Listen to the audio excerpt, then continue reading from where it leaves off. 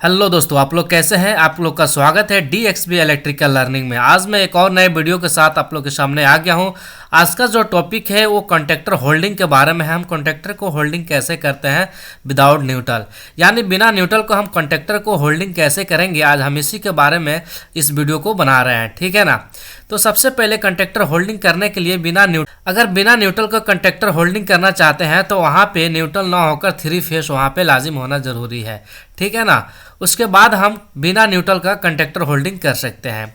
सबसे पहले हमको क्या करना पड़ेगा, हम 3 फेस का सप्लाई लेंगे जहाँ पे R, Y और B होता है, यानी रेड वायर और Y यानी येलो वायर और ब्लू वायर होता है। वहाँ पे जहाँ से हम किसी भी एक फेस से, रेड वायर से या येलो वायर से या ब्लू वायर से, किसी भी एक फेस से हम एक वायर को निकालेंगे और निकालने के बाद जो हमारे पास जो NC जो पुश बटन रहेगा उसका जो 1 नंबर जो टर्मिनल है, यानी उसका एक टर्मिनल में हमें लाकर कनेक्ट कर देना है। कुछ इस तरह से कनेक्ट करने के बाद उसके बाद हम क्या करेंगे, जो पुश बटन का जो NC पुश बटन का दूसरा उसका जो टर्मिनल है, यानी समझ लीजिए 2 नंबर जो टर्मिनल है, उससे हम एक वायर को निकालेंगे और दूसरे पुश बटन यानी NO पुश बटन का एक टर्मिनल में, यानी 2 नंबर टर्मिनल या 1 नंबर टर्मिनल मान लीजिए, इसमें हम लाकर कनेक्ट कर देंगे। यानी किसी भी एक टर्मिनल में हमें लाके कनेक्ट करना है, ठीक है।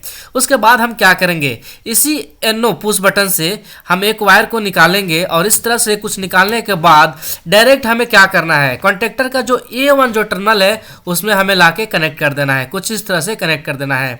कुछ इस तरह से कनेक्ट करने के बाद हमें क्या करना है, उसके बाद हमें इसी टर्मिनल से A1 टर्मिनल से एक वायर को उठाएंगे और वायर को उठाने के बाद जो कॉन्टेक्टर का जो 13 नंबर जो टर्मिनल है, जो NO टर्मिनल है, वहां पे हमें लाकर इस तरह से कनेक्ट कर देना है।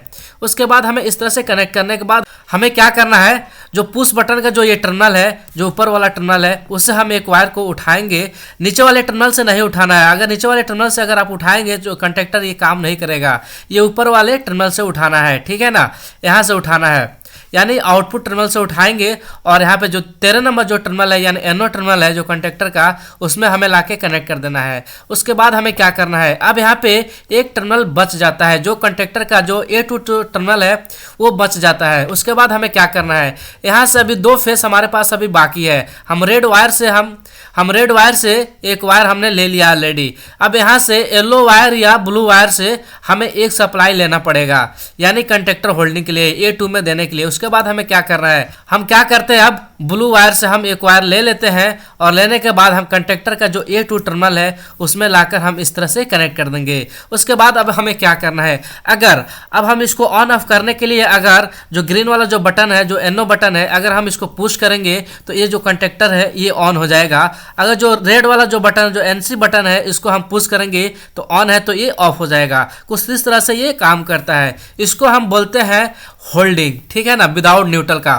तो इस तरह से हमारा जो वीडियो है कंप्लीट हो रहा है। अगर हमारे वीडियो अच्छा लगा हो तो हमारे वीडियो को लाइक करिए। अगर चैनल को सब्सक्राइब नहीं किए हैं तो हमारे चैनल को सब्सक्राइब करिए। कुछ इस तरह से हम नए नए वीडियो लाते रहेंगे और आप मज़े में देखते रहिए। चलिए हम वीडियो को एंड करते हैं।